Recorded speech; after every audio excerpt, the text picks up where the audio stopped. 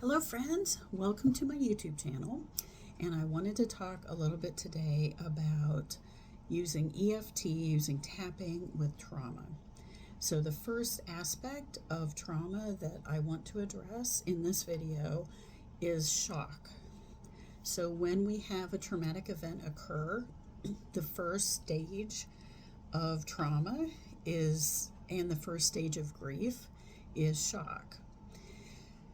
It is very important that the shock aspect of the traumatic event get tapped on and get reduced and eliminated. If you are still in shock, you can't process anything. So for someone who has been through a traumatic event, if they don't process the shock, then they're frozen, they're stuck in time. So dealing with the shock, it's as simple, you just address it. So, even though, so let's start with we'll do the full protocol on shock because it's important to really get it out of your system.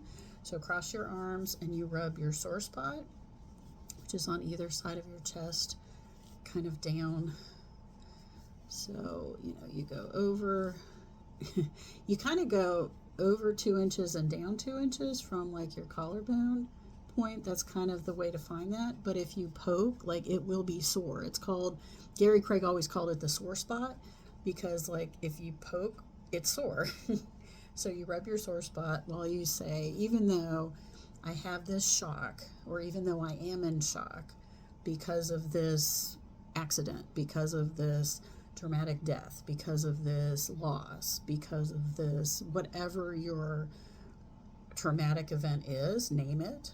So even though I'm in shock because of this terrible event, I accept myself. Even though I'm in shock and I can hardly believe it happened. I don't believe it happened.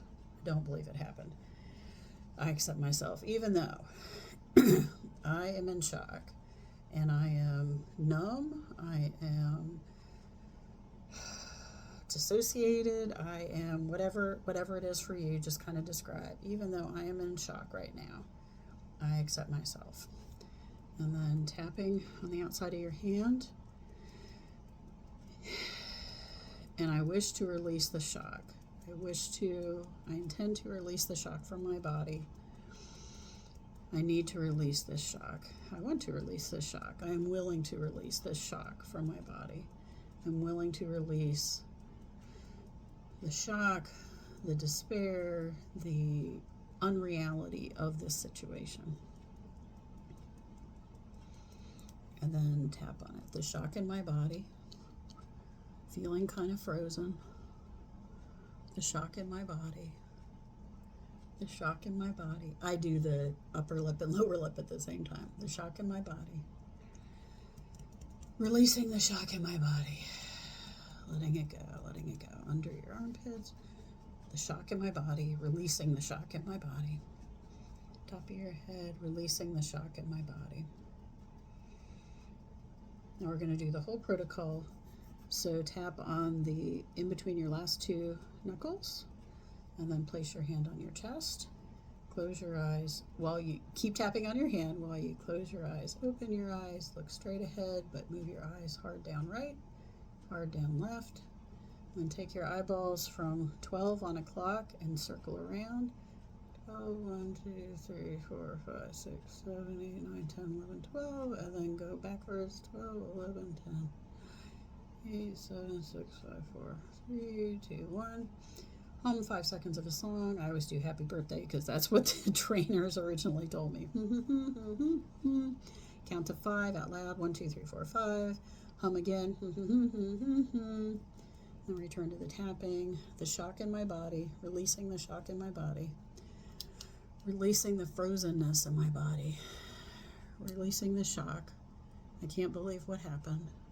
I don't believe what happened. Releasing the shock in my body, releasing the shock in my body, under your armpits, releasing the shock in my body, top of your head, releasing the shock in my body.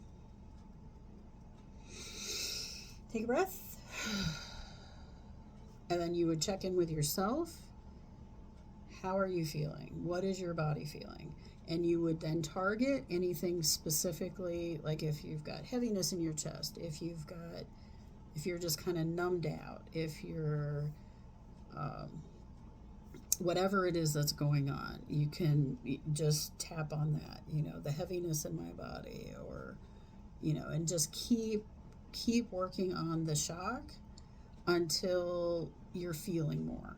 The other thing to note is if you're in shock, you're often stuck on one aspect of the situation. For instance, if you went into a room and saw your loved one on the ground, like they had passed out, they had fainted, they had some medical situation, and you walk into the room and you see them, that is a moment of shock, obviously, and that even after the incident is done, even if they were okay, if they recovered, that might be something that when you think about that medical emergency, like, you see it.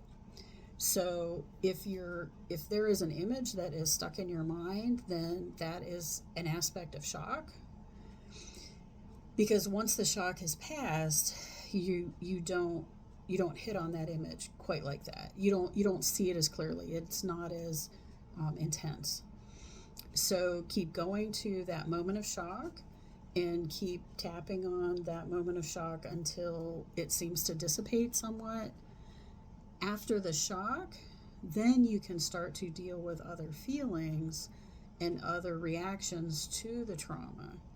But until shock is neutralized, you really can't go any further, and you're going to be stuck and feel stuck, and your symptoms are not going to change if you're still in that state of shock. So I wanted to go over that first. I'll do some other videos on some other aspects of trauma when you're working with trauma. And also, let me say, I really, really encourage you not to do trauma work on your own. Yes, I'm sharing some of this for folks that need to do some work on their own or can't find somebody to work with quite yet. I want you to have some skills and know a little bit about it. But as far as doing like ongoing trauma work, I really, really encourage you to find a supportive practitioner to work with. You should not have to do it alone. It's bad enough you went through the trauma. You don't need to do treatment alone. Like, that doesn't make sense. So I really encourage you to find a practitioner to work with, either in person or virtually, to help move you through this. Okay, I hope that was helpful. Until next time.